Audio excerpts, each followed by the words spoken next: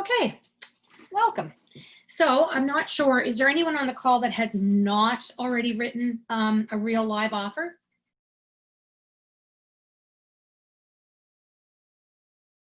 Okay, I'm going to take it to be that you've all at least written one. Yes. Okay, perfect. All right, so that means that you all should know what the very first thing is that you need to do in order to get prepared to write an offer. Does anyone want to give me a hint as to what they think it is? And there's no wrong answers here, guys. There's no criticism. This is just I like to have this a little interactive. Have the listing there?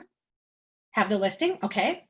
Yep, that's good. You definitely want to have a copy of the listing cut. Can anybody think of what your next step would be after having the listing cut? Make sure you have the correct names for all the people involved. Yes, that is a good one. So you've definitely remembered that from your last session. I'm going to step back a little bit further than that, though. And what I'm going to suggest is the very first thing you need to do once you have a buyer that has found the home that they want to offer on is you need to do your due diligence, and you need to do a CMA for that property to ensure that your client is making the right decision, especially in the market that we're in right now with these, crazy overbids and high prices. If your client is still willing to go ahead and offer over ask with your advice that you can't guarantee them that, in 3 or 4 years that they're going to be able to get their money back. That's one thing. But if you haven't at least done your due diligence and sat them down and explained all this to them, then you're in violation of your fiduciary duties.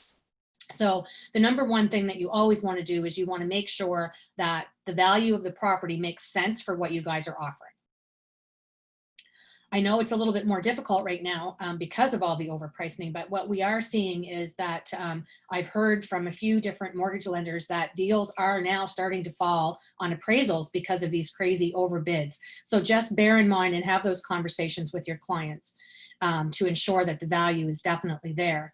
So the next thing is the property online piece, and that's where you need to go to find out the proper spelling of the name. So let's just go through that now. So you'll sign in through your Clarity, and I'm assuming everybody here knows how to get on Clarity. So property online, you just simply go in property online. And I'm going to use Anne's property as the example, actually, because it makes more sense when you see one such as this one. Now, Kelly, you're not allowed to answer this particular one because you'll remember this from the session you just did with Anne. Yep. Just here, bear with me here. Typing is a little slow when you're trying to do it in this manner. Okay, so you would be able to find the property identification number on your listing cut sheet. So your PID number is always there, and it's just as simple to type your PID number in here and then search that way. So this is the property that we potentially are looking at offering on. You double check over here to make sure your civic address is correct. I would also verify that the mailing address and everything is, I shouldn't say the mailing address, because potentially the mailing address here could be different than what the subject property is. Does anybody know the reason why that could be? Because they don't live there. They live elsewhere. Correct. Yay. It could very well be that this is an investment property and they set their property online up to have their current address because they will never live at this house. Now, in this particular case, this is a house that Anne, I do believe, lived in at one time. So, but again, if it's the same, it gives you an extra check to double check on the postal code and to make sure all that matches. Now, the interesting thing here is on this, if this was an actual listing on MLS, the only name that would actually be on that listing showing up would be Elizabeth Ann De Silva. So when you sign into property online, what are you noticing here that's different than your listing cut? There's extra names. The extra names, exactly.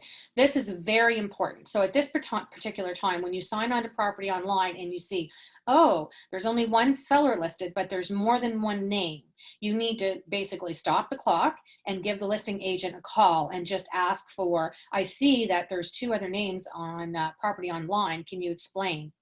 And the reason is sometimes people simply get missed. And when it comes to closing, if one party's signature is not on the contract and they're alive and well and still have interest in this property, your deal could crash. So it's very important to make sure who are the signing authorities that are necessary for a listing, or for you to write an offer. So you might think that the listing agent should have already done this, and I agree, the listing agent should have already verified this. However, sometimes it just simply gets missed, and not everybody follows the best practices. Okay, so it's just a conversation with the listing agent. Now these two names on here happen to be deceased. And I've had people ask me, well, if they're deceased, why are their names still on Property Online? There's a cost to remove the names off Property Online, and there's no need to do so unless somebody is selling a property, or maybe they're redoing their mortgage. If they were redoing their mortgage, then those names would be removed at that time. But in this particular case, Anne's not selling this property, and there was no need to remove those names. So you will most likely run into that situation occasionally. It's extremely important to check this too, because if there was a divorcing couple and one of them was not being 100% honest with the listing agent and they didn't do their due diligence, this is where you could really run into an issue. So the other very valuable thing about Property Online is going into the details of you. This is going to give you some more information about the property. The assessment amounts really are not, in my opinion, very valid, because we all know assessments are way off unless the property has just originally sold. But in here, you can see when you go in and you view the document, you're able to actually see if there's a mortgage on the property. Most of the time, not all of the time, but sometimes it could give you good information that you know, they've remortgaged and their mortgage amount sometimes actually even shows. I find that that's very rare, so I don't focus on that too much. But what is important is you can see here, this property has an easement and this property has restrictive covenants. Okay, so why would this be important for us to know? Anybody?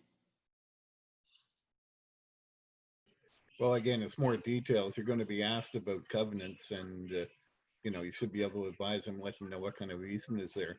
It may affect the owner's enjoyment of the property after they buy it. Perfect. I bought a house that had, I was going to put a 2-car garage up on the side of it, and it wasn't until I was closing that I found out there was a sewer easement up through the driveway, and I could never build a garage there. Perfect. Mike's won the award for this. So welcome, Mike. I actually am happy that you spoke, because again, I didn't get the ding ding that you joined us. So the last session we did, I didn't even know Mike was with us until I was signing out. And so I felt horrible, but we did have a good chat. So yeah, so that's exactly the reason why. I mean, the restrictive covenants, I mean, I just had a lady purchase a property where the restrictive covenants were so that the shed that she wants to build in the future has to be the exact same siding and color as what the house is. So that's very important information to know. You wouldn't want your client to go out and spend, you know, $5,000 building a shed with what they liked as a color and find out that they've just wasted all their money. And the easements are just as important, because obviously if there's an easement, someone has the right to cross your land, and some consumers or clients would not be interested in doing this. So basically that's the biggest part. And the other part is, if you've done your homework first, I'm just going to close Property Online off now, because that's basically, well, I'll go back to this main page here. So here you can see where the actual easement is. You can go in and view the document to see exactly what it was. Here's where the covenants are listed, so you can actually view them, print them. I would suggest they be in your file. Sometimes the best practice with a client too would be to have them even initial or respond to an email that they've received these restrictive covenants from you. So I am going to sign out now, because of course we all know that Property Online charges by usage. So I also need to backtrack just, and I apologize for that, but I do need to backtrack just a little bit. The majority of this course is designed with a thought process that this is a client of yours. So this means that they're in a BDBA and you are obligated to do the CMA. If this was just a customer, if this was your listing and the other side, you were writing the offer with them as a customer, you're not obligated to do a CMA then. My goodness, I can't talk today. So just bear that in mind. But I mean, 98% of our deals are going to be you working with a client, and that's where the CMA is very valid. I would also say that if you're working with a consumer, you would still want to provide them with the restrictive covenants and easements.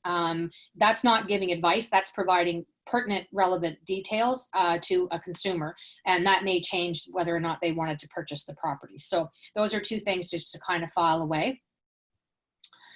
So, so now we're looking at ensuring your agency documents are complete and correct. So again, this goes back to make sure that, you know, before you write the offer, we all know on this call, I know we do, that you have had your BDBA signed and it's current. And what I mean by current is you may have been working with these guys a year ago, they didn't find a house and they just kind of disappeared, and all of a sudden now they're back in the picture. You need to go back and make sure that your BDBA has not expired. Okay, if it's expired, what's the process? Does anybody know? You can amend the dates. Unfortunately, no, you cannot No? amend the dates, no. So, and that's the reason why I asked that question, because that's the one of the number one confusions we have when it comes to amending dates. You could amend the date if it was still valid the day you're amending it. So Okay. if it expired today, as long as it's full, the amendment's fully signed to extend the dates today, you're okay. But if it's already expired, the contract is no longer valid, therefore you can't extend it. So you have to write a new BDBA. Now your WWR is fine, and your FinTrack would be fine as long as their driver's license or whatever form of ID you used at the time didn't expire. So those are just two important pieces to always remember, to always circle back. Your agency documents are always number one before an offer. Does that make sense to everybody? Yes. Perfect. So I was just going to say, not to be mistaken with ATV or CBC, because they're on TV. I'm sorry, what was that, Mike? I didn't quite. Those acronyms again. Oh, CMA, sorry, the comparative market analysis. Thank you, Mike. Anytime, if I tend to go into one of those acronyms and no one's quite 100% sure what I'm saying, please don't be shy. Put it in the chat or holler out to me, because I, of course, being in the business 17 years, they're just second nature to me. So thank you, Mike. Okay, so now that we've got that piece, so we know that the property is worth your client's offering on, because we've done our market analysis. We've gone on, we've checked the legal names, the property address, the postal code. Does anybody know what you should do next before you actually put pen to paper?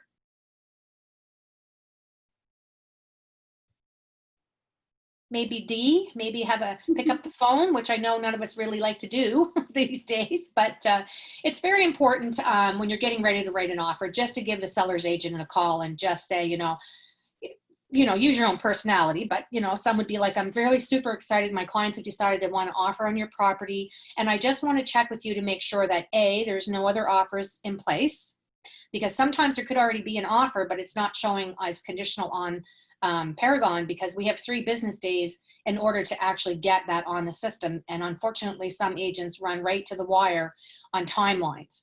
You don't want to waste your time writing an offer if there's already one that's been accepted. So that's number one. That would give you the opportunity to talk to your clients to say, well, there's already an offer accepted. Do you want to write a backup offer, and have that conversation with them? I'm not going to get into backup offers during this session, but what I would suggest is for any of the newer agents, if you're getting ready to write a backup offer, call one of the broker team to help you through that, because there is some things with backup offers that your clients might not like. So again, just call one of the broker team. We'll walk you through that. But the other thing you want to chat with the seller's agent is, is there a best time, like closing date? Does your sellers have a preferred closing? They might tell you that the sellers can't close for 120 days, but they didn't put that on Paragon, because pretty much I'd say 99% of them just say negotiable, which is not helpful to you at all. If your clients can't wait 120 days to close, and that's an absolute firm thing on the seller's part, well, you're going to talk to your buyers and you might still keep looking for another property. The other thing is if you've asked what their preferred closing is and your buyers can work around that because they're renting, then your offer is going to look stronger when it's presented if it's the closing date that we all know is preferred to the seller. Now, I've had conversations with agents that have said that newer agents don't think they're allowed to disclose that, and that's actually half correct. I mean, it can't be nothing can be disclosed unless you have the permission of the seller. But there would be really no reason why a seller wouldn't tell you what their preferred closing date is, because obviously it's their preferred date. So, it's just a matter of saying to the other side, well, actually, if your seller tells you you can disclose it, then you can disclose it, right? So, and the other thing, you might just have a good chit chat. You want to form, really good relationship with sellers agents. there is a misconception sometimes that, you know, they're the enemy, and that's actually very incorrect. You want to have really good working relationships with the industry members for lots of reasons. Number one, you know, you really don't want to be looking at another agent's name on a listing sheet and going, oh, please find another house, you guys. I don't want to work with this agent. So then, I mean, that may happen. You'd never say that to your client, by the way, FYI. That would be your internal voice thinking, oh no, this agent, I don't get along with all that well. But just always try to maintain that very positive win-win situation, which is a big part of Keller Williams' mission, is win-win or no deal, to make sure that you get clear, good, concise conversations going back and forth. The other thing you might want to make sure that you check on is the time and ability to present, especially in this competitive market that we're in right now. Agents are trying to shorten timelines on when an offer can be accepted. And if you do that and you only leave an offer open for 4 hours and the sellers are shift workers, or there could be, you know, they could be elderly and it's evening and they don't want to deal with an offer in the evening, you've just made your offer difficult to deal with and present for the listing agent, which would make the sellers, you know, maybe a little cranky too. So I would argue nowadays, most people are using digital signing. So 4 hours might be sufficient in the majority of the time, but you never want to assume that. You want to have the conversation. Now, I'm not suggesting that you want to leave the offer open for, you know, days, by no means. I mean, there are some situations where you're instructed to do so. And if there's a valid reason, you really don't have much choice but to talk your clients through that. Excuse me, sorry. So again, very important just to kind of have that question just to see what, you know, the expectation is. And it's also a good time to explain this to your clients as well, that your offer might be left open until 3 o'clock for acceptance. But as we all know, if your offer is being countered, you might not actually physically have that counter offer within that time frame. So it's best to explain that to your client when you're writing the offer as to what to expect. Now, you should be told by the listing agent if you're receiving a counter within that time frame and when you should expect it. Does everybody understand that? Yep. I know the time for acceptance is one of the more confusing aspects, but I feel like it's actually more confusing for seasoned agents than it is new agents, because you've been trained right from the beginning, right? The proper way on that. So, okay, so I guess I'm skipping around. I've learned in the last couple of days that I cannot even follow my own agenda. So bear with me as I flip back and forth, because we've already talked about the preferred closing date for the seller. So now we'll get into drafting the offer. So I'm going to actually go and I'm going to pull up the forms so that we can go through the forms step by step.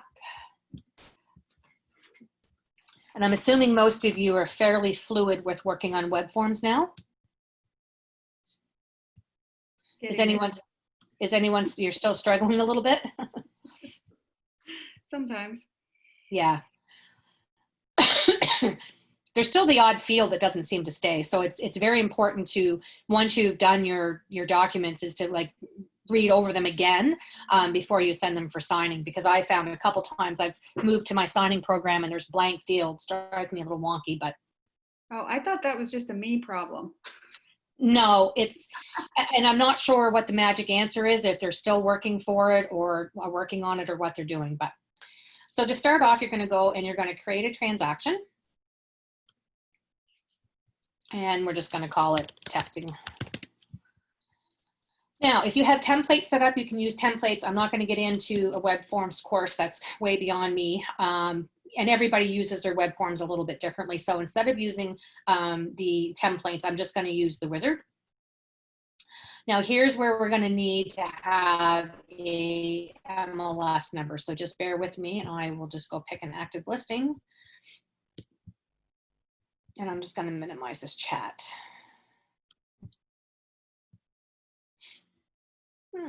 Internet's okay, coming now. There's nothing worse than watching a spinny wheel. Let's see what we have here today for new on the market.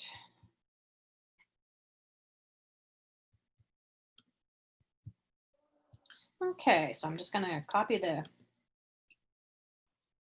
MLS number if it will let me. That's one of the things that does not work very well. Okay. So when you're in here and you're looking at copying a listing, I find that the easiest way to do is convert it to a PDF. It just seems to play better when it comes to the copying and pasting. I don't know if you can see the difference there.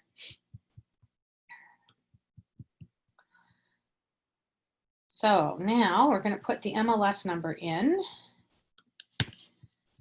And this will help with pre-filling the seller's information on the document. So you don't have to, the spelling will be pulled directly from the listing cut, which you've already verified is correct.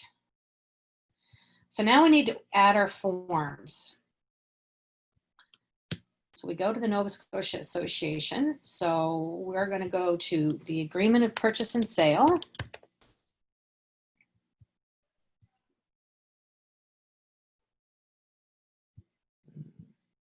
There we go.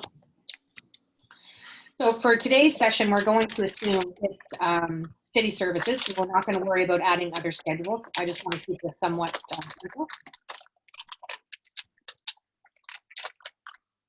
I'm going to mute everybody just because I'm getting some background information or noise. I say I'm going to, but where's that? No, I guess. Okay, I'm going to leave you there, but I'll just ask that just pay attention to whether you're muted or you're not, please, so that we don't get so much background noise. Okay, so we've got our agreement of purchase and sale. When it decides to come up. So the very first thing is, and sometimes this is one of the #1 missed items on agreements, not so much now, but because, well, again, with newer agents, you don't tend to miss these things. Seasoned agents never used to have to write the total number of pages. Does anybody understand the reason why it's so important to know the total number of pages? Yeah, in case one's missing. Absolutely. If there was a prize, you just won it. If we don't know how many pages there are, there could be an entire schedule that we're missing. So we could be missing the sale of the buyer's property, which would completely change how we respond to an offer. So that would be one of the worst case scenarios, in my opinion. So for the sake of this, we're not attaching any schedules. So, Tammy, can I ask a question? Sure. So if your offer like have counter offer and finally amendment, so is amendment page should be included in the total page on this top? No. All right. Okay. So when you backtrack, this is when we're writing an offer. So we haven't, we're just writing an offer to be submitted. So you wouldn't have a counter offer or an amendment until after you'd already sent the offer. So that was a very good question. So the agreement of purchase and sale is going to only be these ones here, your equipment schedule, your resale condominium, water and septic, any of these ones. And the other could be the bank schedules, because the banks have very specific schedules they want attached. All right, so no counter offer as well? No, because you're the buyer's agent here. The counter would come from the listing agent. Yeah. If they didn't like something in your agreement, the counter comes after the offer. Okay. Okay? Yeah. Okay. So we're just going to put in fake name, Mrs. Buyer. I can't type. And so this is also one of these, I have so many auto-populates coming up here, I apologize.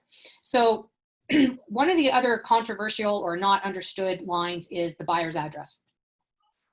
So the buyer's address on your BDBA is already filled in. And so if that had been the case in this kit, their full address would populate across this line, okay?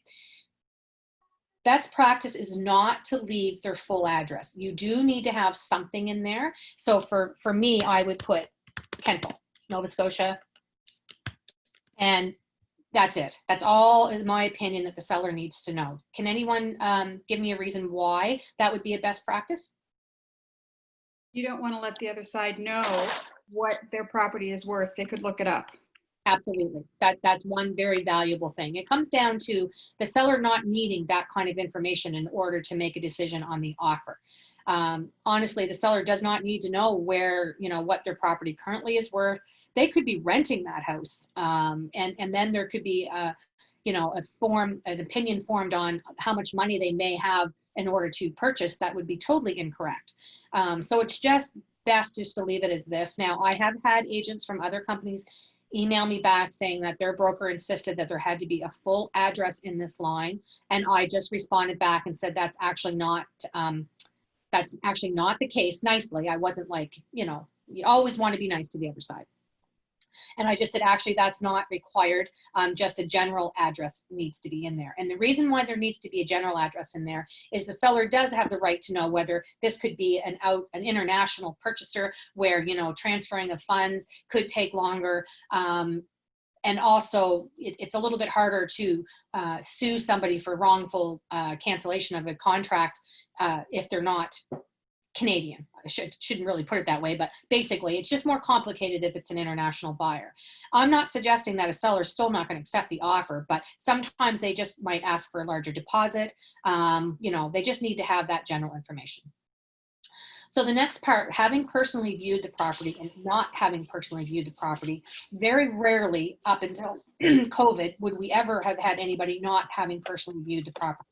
Of course, with the way things are now, it's becoming more common. So you need to make sure that if they've personally viewed the property, you're going to check this box. If they have not, then you're going to check this box. And then under clause 7, you're going to write the additional provision that this is subject to the buyers having a successful viewing on and before whatever date would work with your agreement. Okay, does everybody understand the reasoning behind that?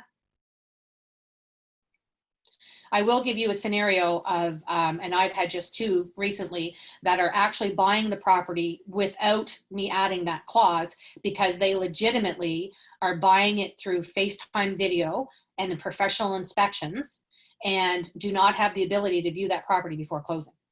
So in those cases, I don't have that additional provision. Okay, so this agreement now, even though I used the wizard, for some reason it decided not to put the seller's names in here. So good old web forms.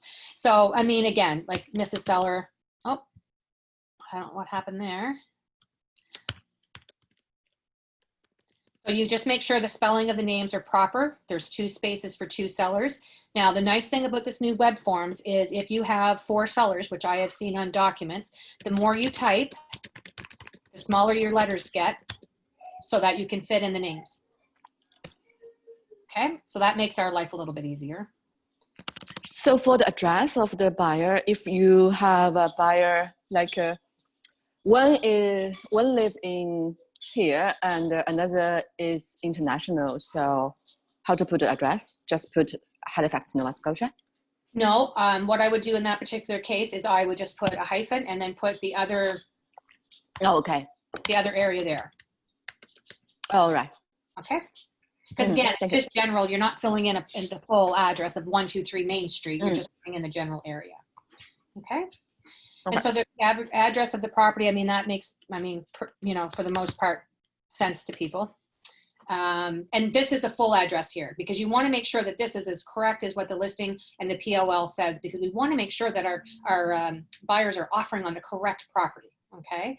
And same as the PID number. So you go back to property online or to the listing cut if you've already verified it to get the PID number.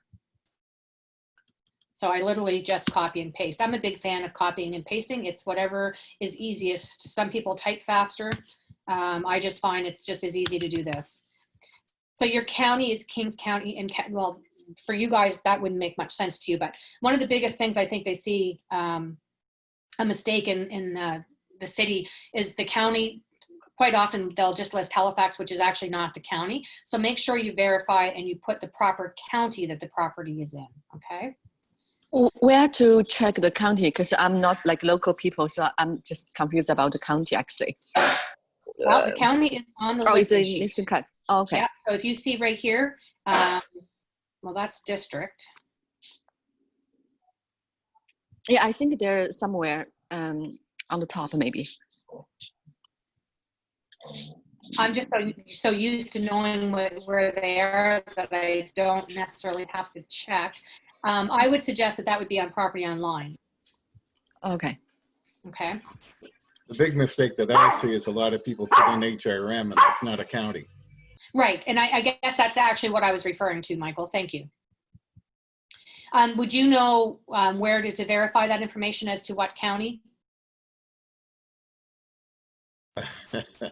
No, I gather, well, when you go on PID, it should be in there. It's part of on the the POL. address. Yeah. Yeah. Okay. Yeah. Well, you know what? Let's just check. We've got a minute. We're moving along fairly well.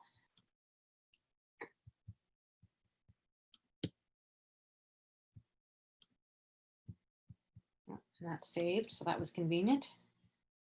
Halifax County. Yes, it does. Right here on POL. Everybody see that? Iris, do you see that? Yes, yes, thank you. Yeah. Yeah. Perfect. Good. There we go. We're learning together. It's a nice thing about having a mix of seasoned and new. Okay, and so next is your purchase price. So let's just say we're going to offer 250,000. And just even though this auto populates, I still just double check to make sure. We should always double check our spelling, double check our numbers. You can't be too careful making sure your data is accurate. Now we're off into the deposit. So I think there's been a rule of thumb out there in the world that deposits tend to be 1% of the offer price. That's not a written rule. I know here in the Valley, most of the time our deposits are a minimum of 2,000 now. They used to only be 1,000. I do believe that with the competitive market that you guys are in, some of the deposits might even be pushing more along the $5,000 mark. Just make sure whatever the deposit is, your client is comfortable with it and they have it readily available. The dates is the next big thing that we run into when it comes to what date should we put for our deposits. So I'm going to suggest the best practice is your deposit date would line up with your seller's obligation date. So they're obligated to give you documents they have, you're obligated to pay the deposit. A lot of agents, and this is not wrong either, would have their deposit and all of their condition dates the same. So your buyer's conditions, your seller's conditions, your lawyer's condition, all be the same date, so that way you don't miss things. If you do more than one date, do not do any more than 2 dates, because if you do, I guarantee you, in the shuffle of life, you will miss dates. I know in the competitive market we're in now, the seller's agents do want to see the deposit sooner than later, and I can see why. They want to make sure that the client's got some skin in the game is the best way to explain that. So having the buyer's deposit and the seller's obligations the same date, myself personally, I usually make them 3 to 4 days from acceptance of the offer or the date of the offer. Because whatever the seller's got, the property disclosure statement should already be filled out. The restrictive covenants, if you don't already have them, the seller should be able to send them to you relatively quickly. And the same as the equipment schedule. Okay, does that make sense to everybody? Okay, so moving on, the deposit to the listing company, unless it's Royal LePage Atlantic, we're still not sending our deposits to Royal LePage Atlantic until they have their second audit. You'll get a mass email or a video from Ann stating when we're going to go back to that. One of the mistakes that we see, which is not like something that we would make you correct, but it just drives the broker team crazy, is people are putting in Keller Williams Select Realty in trust on this line. The in trust part does not need to go there. It is already there. It says it clearly, in trust there. I feel like this is more of a seasoned agent's error than a new agent. At one time, we did used to have to write in trust in brackets behind the listing agent's name. So if you have been doing that, please stop doing that. Again, it's not like, critical, but it's just, it makes you look like you haven't read your form. That's all, okay? So now moving on to the closing date. So we've already talked. Oh, yes, go ahead. Yeah. I just wanted to ask a question. Sure. I was distracted there for a second. When you go on Property Line to check out, about what the mortgage is on the house and things like that, do you also go in and check the tax site? I do. That's why I asked. I personally don't, because I request a copy of the taxes, the most current taxes. No, I go online because in there, if I get the PIN number on the house, on the for the AAN number, Yes. I can go in and it will actually say what the house is, and it will also note if square footage and that's registered, so you can see whether or not maybe you should be asking about permits and why the size changed. Right. Okay. So I don't know if that would be relevant for all properties. I feel like that would be most likely only for newer properties. I did one for a 70-year-old house not too long ago, and they had far more square footage than the house had. Okay, all right, well, that's good to know. It's a good piece, and again, this is why I say we learn from each other, so that's fantastic. So does everybody understand what Mike said, or do you want me to sign back onto property online? Well, this was in the tax, provincial tax place. I can't Right, even think of what okay. it's called now. But if you go in, if you can go in and look at anybody's address, but if you have the PIN number, you can go in and see the statement they actually send to the owner. So you mean the AAN number? Yeah, yeah. Okay. All I right. didn't know that. Yeah, so in this particular case, this house, I knew it was on an R2P lot, which allowed for 4 units, but the lot was too small for 4 units. But when I looked at the square footage, I said, okay, something's wrong with this house. Well, years ago, they had a basement apartment in it. The basement had been gutted since, but that square footage was still being counted, and which means that if somebody wanted to buy it and put a basement apartment in, it would pretty well almost be already approved. Because sometimes you buy it and you think, well, I want to put an apartment in, but I don't know if I can or not, right? You have to get approval from the city. Well, if the apartment was there, it's grandfathered. Okay, I'm just going back in here. Well, I'm not doing a very successful job at it, so I guess we'll, let me see. Let's do this. I mean, I don't feel, if we're not overly pressed for time, so I think it's probably a good idea to do this, and so that we can show everybody how to do it. Okay, so I was trying to do my property, but apparently I couldn't find it easily. I don't know. We've got a commercial piece attached to us, and so that might have been the reason. Okay, so we're back into property online here, and again, we can see where the county is, the size of the lot, and so the assessment number is here. So we'll copy that number, and then do you don't remember this site name? Nova Scotia Assessment Committee? Property valuation Yeah. services. That's it. And I usually just go in from the NSAR site. There's a link there on the right-hand side. Oh, okay. Over here. Yes, okay. Sorry, did I do that too fast? Did everybody see where I went? I'll go back. So here's your clarity tab where we go for Paragon and everything. And then so you just go over to the right-hand side, and then you'll see the property valuation services, and that's a direct link. And that'll take us here. And okay.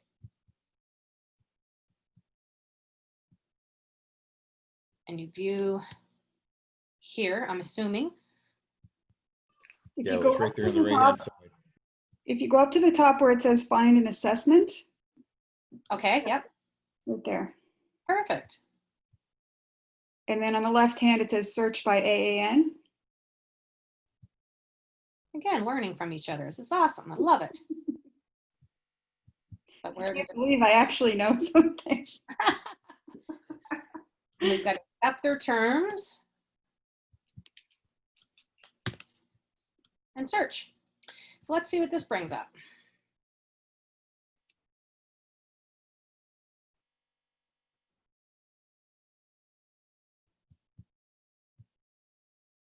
Okay, I see where there's your square footage, number of bedrooms. Okay, so it doesn't really give you tax information. It just gives you square footage that you can ask the question about permits if the square footage is way off. If you have the PIN number and you go in that way and add the PIN number to it, there's actually more information that comes with it. Where do you add the PIN number at? Not PIN, PIN.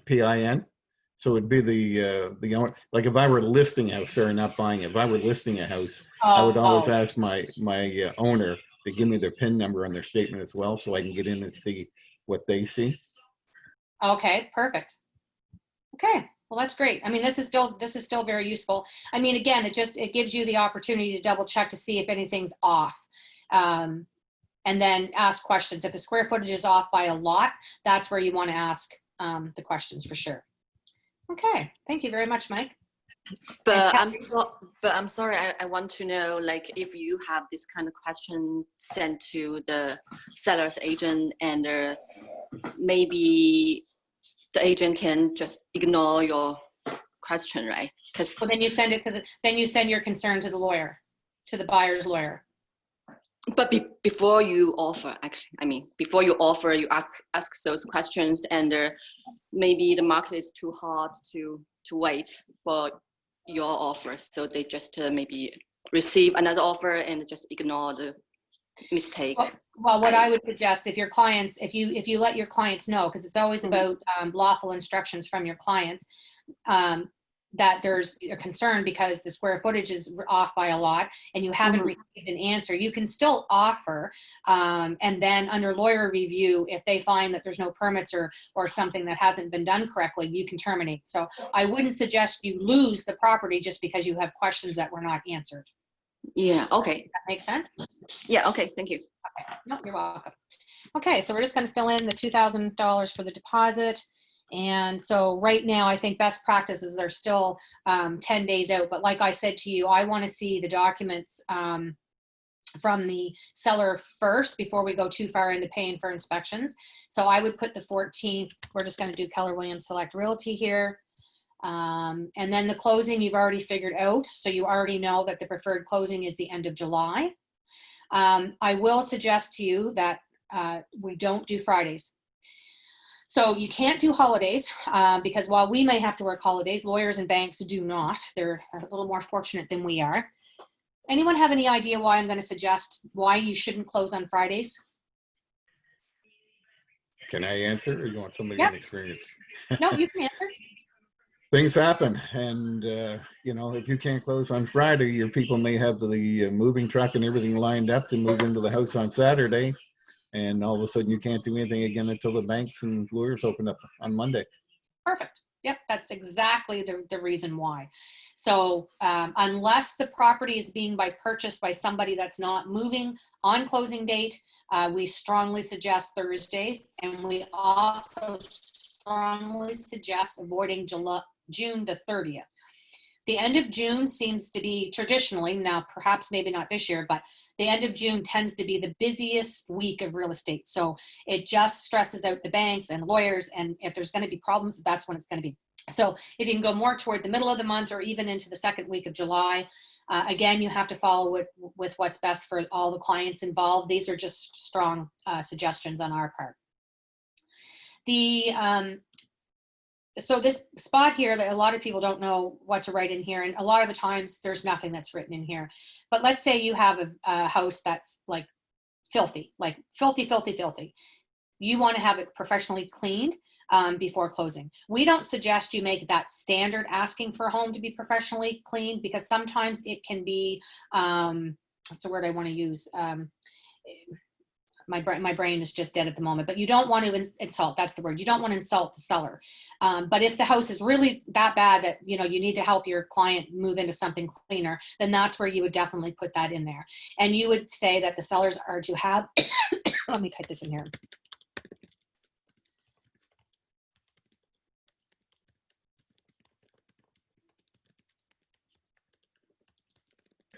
And Tammy, what would you say is the standard level of cleaning? Professional. Well, okay. So that you need to judge your clients. Just let me finish typing this and then I'll discuss that. To have the home professionally cleaned on or before X date with receipts. Oh my goodness. I can't type. It must be because I know you're watching me. Anne has the same problem. Provided. Oh my goodness. To buyer's agent by X date. Okay, so this is a very basic thing with when you're writing any clauses. You need to be very clear as to who, so the sellers at their expense, okay? Because if you don't say at their expense, the sellers can arrange it and expect you to pay the bill. That's not what your intent is. And I don't know why anybody would go about it that way anyway, because if the buyer's paying for it, the buyer should be the one deciding on who they're paying. So the seller at their expense to have the home professionally cleaned.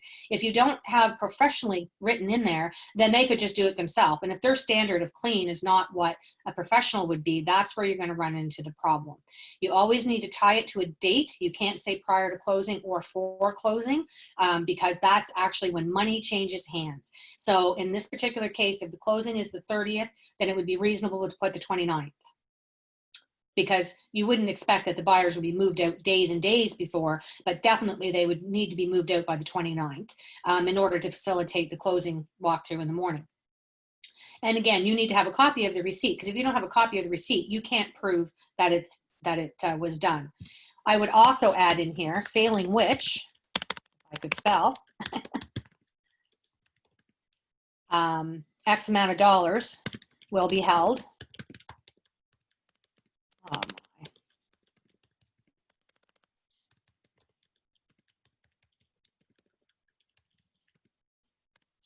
And this way, if you show up a day of closing and this was not done, and actually when you tie it into the day before, you're going to know before your clients arrive there in the morning to do their final walkthrough that it wasn't done, and you're already going to have a plan in place so your client is not stressed. So you look like the hero, and that's really, you're protecting your client to make sure that they're not moving into a filthy home. So now to address Mike's question about clean. So what I tell my clients is when we're viewing a home, the level of clean it is when we're viewing it is what the expectation would be for closing, unless we specify something different. Does that make sense? I'm not hearing anybody, so I'm thinking that must make sense. I'm so old school. I'm still saying, you know, floors swept and carpets vacuumed and appliances cleaned out. Yeah, and you would write that right in here. Right? So the thing that you just need to remember is you just need to make sure that your wording is clear and concise so that it cannot be misunderstood. So a lot of people will say broom swept, lawns mowed. If it's the winter, broom swept, maybe appliances clean. The challenge you might run into there is what your idea of clean and their idea of clean could vary. So you always need to give your client the expectation of that. It's just a conversation to have. If you'll know when you've got a buyer that's very meticulous, you'll be able to tell by their reactions when they go in homes. If you've got someone that's OCD and you take them into a house that's not clean, they won't even look at that house most of the time because they can't see past it. So you'll be able to judge those things when you're working with your clients. Okay. And man clean isn't woman clean. Not always, no. Some men are OCD though, so it just depends, right? Valid point though. So 2.2, the seller uses their best interest to have the property clean and vacant, subject to 2.1, so that's here. And so what time are you going to go in? Are you going to ask for here? I always write 8 a.m. and people say to me, oh my goodness, I'm not going to go in that house at 8 a.m. The reason why I write 8 a.m. for the seller to be out is because the seller has to be out and not coming back into that house after that time. Then we book our inspection. I usually book mine for first thing in the morning, 9 a.m. That way there's a better chance that the money is going to change hands that day. Because the sooner that we go in and let the lawyers know that everything is good, the sooner the chain of paperwork starts. I've had sellers say to me quite often, so I can stay right up until 8 a.m. And that's why I write 8 a.m. because you don't want sellers doing their final bit of moving out. If you had wrote 10 a.m. in there, they might be using that last 2 hours that morning, rushing out the door with stuff. And then the house is not going to be left as tidy as it should be. So that's just my best practice. Okay, so 2.5, the conveyance of the property. So I'm going to say that 95% or higher of residential sales are going to be a warranty deed. So if you have the seller that's living in the home's name on POL and they're not deceased, it's a warranty deed. The only other examples of what that deed might be, if this was a bank repo, then you'd have very specific instructions from the schedules that the banks include that says clearly on a listing sheet in the documents tab, those schedules need to be attached to the offer, which you do on page 1 here. You tick other, and you would list TDs. Oh, it doesn't like me typing like that. What did I do? Okay.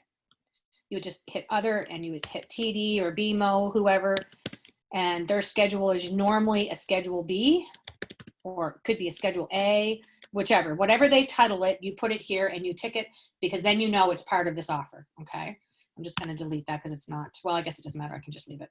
Now, if I didn't realize I needed to do this when I first started the offer and then I went, oh yeah, right, I need to attach this. Remember to go back over here and update the number of pages. These bank schedules can be 5 pages long and sometimes. Okay, so it's very important to make sure that if you go back and add anything here, adjust it here. The other type of deeds could be a state deed if the seller is deceased. In that particular case, I would ask the seller's agent what the lawyer is saying for deed, because sometimes they've already switched over the will and changed the ownership of the property. So it's just a question. Another one could be if this was a mini home that was on rented land, then this would actually be a bill of sale. If it was a mini home on land that they owned, then it's still a warranty deed. Does anybody have any questions on that? Okay, hearing none, we'll move on. And so the offer date, that's pretty straightforward. The offer date's going to be today if you know your client's going to sign it today. And I cannot imagine that your client wouldn't sign it the same day that you wrote it. But again, that's a conversation with your client. It's very exciting. We've now found you the property that you want to purchase and we're going to write the offer up. Are you available to sign it today? Because if they're not available to sign it today, then you need to talk to them about a couple things. One of them being that they may lose out on the property because properties are not lasting on the market longer than a day. And then the other thing is you need to make sure your dates are correct. So you need to know when they can sign it. Same as a BDBA, it's very important to always ask the question before you make an assumption that they can sign it. Because if they can't sign it that day, you need to change your effective date. Okay, so number 3, your seller's obligations. So this clause can be a little bit misunderstood sometimes. Again, we said that we were going to ask the documents to be the same as the deposit date, because we're saying you give me documents, I pay the deposit. So the property disclosure statement is very important. So you just check online as to whether there is a property disclosure statement on that property. It's actually checked right off on the listing agreement. And I never find it quickly, so just bear with me. So PDS says yes. It also says yes to being migrated. That's something else that you check on property online, which we didn't discuss. But if you see no here, just double check on POL. When you're in POL, just make sure it is migrated, because if it isn't, when we get to that point, we'd have to check not migrated. So yeah, so this one says there's a PDS, and this one actually did list the restrictive covenants. They didn't put anything in there. So on this particular property, it's even more important for us to go and check that out. Well, I shouldn't say that. It's important on everyone. So we're going to ask for the property disclosure statement because they said there is one. Any restrictive covenants that may affect the property. If you've already gone on property online, which I know you guys in the future are all going to do that first, then you don't need to ask the seller for them because you've already got them.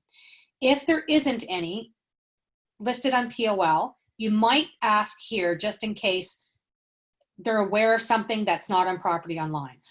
I haven't ran into yet having a property have restrictive covenants that wasn't listed online, but we haven't been able to be given a firm answer as to if it's not on property online, does that mean 100% that there is none? So until we get that answer, I'm always going to say error on the side of caution. Let the seller come back and counter it out saying there is none, because that puts the owner back on the seller to say whether there is or is not any. Equipment schedule, again, look on POL to see if they've listed any rented equipment. Rental equipment. Oops, what did I just do? Apparently my mouse is a little touchy. So rental equipment, they have said none. So if they've said none, then you can be assured that there is none. They will go back to the listing and say none. When you get your property disclosure statement, if there was rental equipment, it would say it there as well. So if you said you didn't check it here, and then you got the PDS on the 15th, the date that we've asked for it to be due, and all of a sudden you see there's a leased item or a rented item, then at that point in time, you go back to the seller's agent and say, I need an equipment schedule because I see that there is something that's rented. And then you need to do an amendment and add it into the deal. Okay, makes sense to everybody? So location certificate and or survey if available. Again, you ask for it. If you ask for it in a deal and we don't have it in the file, the broker team is going to go back and ask for it because we're going to assume you have it unless it's been countered or deleted. Now, when it comes to the location certificate and or survey, where this one says if available, you are able to send an email saying there are none applicable to this property. as a buyer's agent, I don't ask for this unless I'm pretty sure there is one. Because to me, if you know there isn't one, if there isn't one registered on POL, then why ask for it? Okay. So your buyer's conditions, so this is the one that you're going to extend longer than just those few days because you need to have enough time for mortgage financing and for inspections. So we've asked for the PDS, but we want to be satisfied with the PDS. And we know there's restrictive covenants, so we want to be satisfied with them. So even though you haven't asked for them here, you can still make it subject to your buyer being satisfied with them because we've already got them. We pulled them off property online, so we already know what they are. If you already know what they are and you've already had the conversation with your client and they're happy with the restrictive covenants, I would just get them to send you an email saying they're happy with restrictive covenants, they don't have any issue with it, and take it out. It's not wrong to have it here, but if you have it here, a copy of them has to be in the file or it has to be deleted out of the deal because otherwise we don't know that they exist or not. Make sense? So again, if there was rental equipment, we want to attach that your folks need to be satisfied with it. Most deals would be subject to financing, inspection, and insurance. Now, a lot of people start adding under other radon tests, sewer line tests. You don't need to do that. Your property inspections, in brackets, cover any kind of inspection on the property. So you don't need to be concerned about listing them out here. However, one scenario that I ran into that I might type in here is subject to documents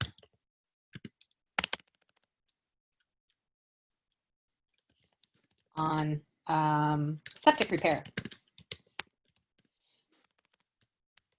Septic repair, it could be a foundation fix. We just recently ran into that where there was a foundation that had been professionally fixed, but we before we wrote the offer, we didn't have a chance to see all the documents. The seller had to find them. And so I just made it subject to the review of those documents to see that we legitimately did get a copy of it because there was also a warranty attached to that repair. So we wanted to physically have it and review it. So I made it subject here. Does that make sense to everybody? Okay.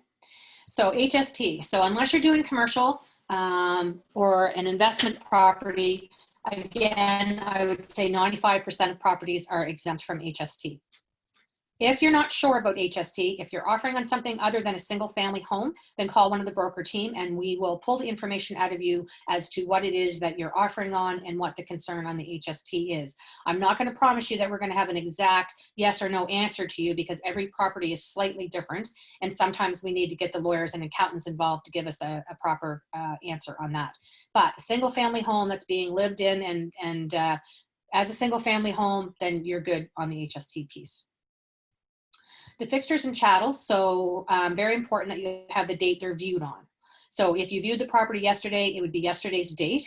And that's to ensure that the sellers are not swapping out light fixtures. I guess light fixtures is the biggest thing that I can think of because they might have very expensive light fixtures. And part of the reason why your clients offered X amount of money was because they knew they had higher end finishes and fits. So if you don't specify this here, then literally on day of closing, if you had crossed this out, then the seller could swap it out to the cheapest ones you can possibly get. Your client's not going to be very happy about that. So now if your client has not viewed the property, if you had ticked off not viewed, then this needs to be dealt with a little bit differently.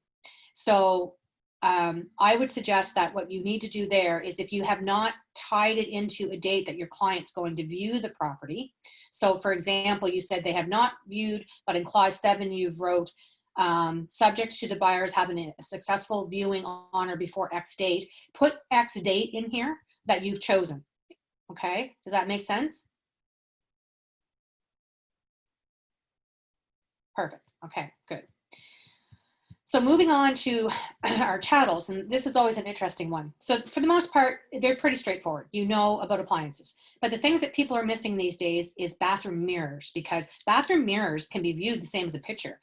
Most of them are just hanging on nails nowadays. Some of them are very elaborate, very expensive. You should always check other and spell in bathroom mirrors. The other one would be window treatments. So if you ask for the curtains, the seller legitimately could take all the curtains off the windows, fold them up neatly, put them on the couch, and take all the hardware, all the blinds. your client's not going to be happy because in their expectation is you've asked for all the window treatments. So the best practice is to actually spell out window treatments and hardware. And then you're assured that anything that's on that window that day you viewed it will remain and stay for closing. It's hard to believe, but some women have a really high value on their curtains. And I've seen times when they just simply will not leave them. So if that's the case, fine, you still want the hardware because you don't want the holes in the walls where all the curtain rods, etc., have been taken down. Does that make sense to everybody? Any questions on that? Can I ask a question about the dates for viewing? Sure.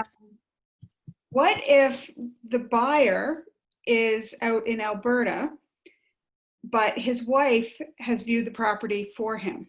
That's fine. Chattels. Do I fill in the date that she viewed it, or do I fill in a future date?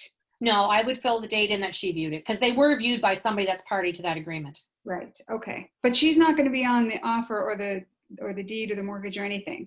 Okay, so in that particular case, what I would do is I would, in clause 7, I would specify clause 6.1,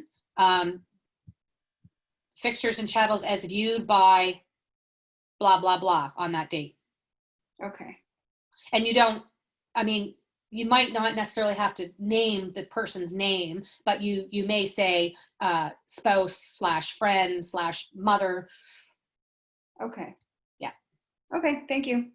No worries. And what you can do here, actually, and I should actually say also, is if there is no viewing of the date because the person didn't view it, you would just put NA in here, not applicable. And then under 6.1, you could, in order to protect your client, say fixtures and chattels as listed on Paragon as of X date. Okay. Okay, because you still want, you don't want the sellers taking all the fixtures out. Right. You still want them to stay. You just can't say they were personally viewed. Right. Okay. All right, if that makes sense to everybody. So the lawyer's review. Does anybody know why the lawyer's review should be, I'm just going to tell you straight up because I think you all know anyway. The lawyer's review should be the last date in an agreement. And do we know why? Because they have the power to cancel it. Partially true. I'll give you a scenario, and I also want you to remember for future, if an amendment comes up that extends the dates of the buyer's conditions for inspection and or financing, always extend the lawyer's review. And yes, partially because they can terminate the deal if they see something that's not correct. But if you went ahead and extended your building inspection and didn't extend your lawyer's clause, and there was something in the clause that the lawyer didn't like, he then has no ability to terminate the deal. You always want the lawyer's eyes on all of our documents as we do them in case they see something for some reason that we did not see. I'll give you an example. I have clients that purchased and confirmed the purchase of a duplex. The duplex was supposed to be completely vacant on both sides. They had done their declaration of needing the other unit for family. Because of COVID, one side said, I can't move, I can't find anything. We couldn't compel them to move on closing date. So in speaking with my clients, we thought, okay, well, maybe what we'll do is we'll let you move in the unit that you were planning on moving in anyway, because luckily that was the unit that was going to be vacant. And then allow the other side, another month or two in order to find a house. We were just trying to be nice. Spoke to the lawyer, and the lawyer said, absolutely not. And I went, what? He goes, absolutely not. He said, if your clients take over ownership of that property with those tenants still in residency, it could be argued that they lied on their declaration that they needed that unit vacant for family, and they could be stuck with those tenants. And those tenants had been there for like 7 or 8 years. So we just extended the closing date until it could be given to us vacant possession. So that's why it's always important for the lawyer to be involved. It simply did not occur to me that that could actually change the declaration. So it's always a good idea too, if you run into something that's not the average standard run of the mill, to speak to the broker team and your client's lawyer, because your client's lawyer, is definitely the resource that's, to help protect your client as well. Does that make sense to everybody?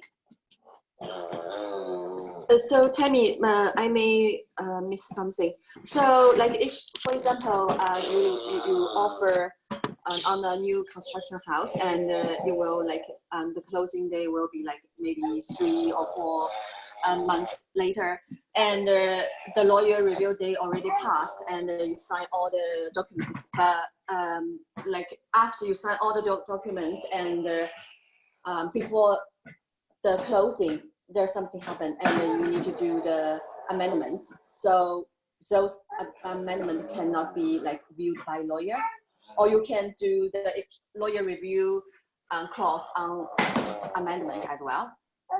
You could add in a clause that the lawyer is subject to lawyer review. I would suggest to you that if something's happened after you've already confirmed the property is sold, the lawyer is going to have to be involved anyway. All right, okay, good. Okay, because once a property is actually confirmed sold and something happens, it's really in the lawyer's hands. We help facilitate things, but it's really the lawyers end up chatting with each other at that particular point in time to try to come up with a resolution. So just make sure in that particular, especially that the lawyer is involved as well as the property. All right, okay, thank you. Okay. Okay, so the property migration. So we know that we can go on property online and verify whether it's been migrated or not. Does everybody know where to do that at? Yes. Yes. Okay. Okay, so moving on, we're almost at the end. So now we're just at agency relationships. So this one's pretty straightforward. You literally look at the seller does. I mean, if they're listed with an agent, they do have agency, and you list the name of their company. I would suggest you make sure you look on the listing sheet to verify the spelling, to make sure the spelling is correct of the way the agency has it. So here I literally copy and paste again. Oops, sorry. So I would put, in this particular case, McKay Real Estate Limited. And then when it comes to the agents, again, if there's 2 agents, you have to put both of their names. If there's 2 agents and a team name, then you need to put both agents' name and the team name. Okay.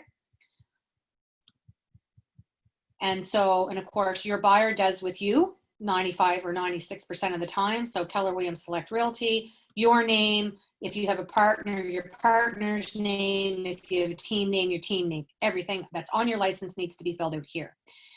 If you're working with a seller privately and you do not have an agency, well, you wouldn't have an agency relationship with them, then you would simply put, do not have an agency, list Keller Williams Select Realty, your name, etc. Does that make sense? Perfect. Okay, so the time for acceptance of the offer, we already talked about that earlier. Just double check to make sure that if you want a 4-hour window to talk to the other agent to make sure that that is a doable thing. Set the expectation with your client as to how that's going to go. If you may not actually get a counter within that time frame, but you should at least be informed that one's coming. Let me see, I'll just put my camera back on here now and stop sharing my screen.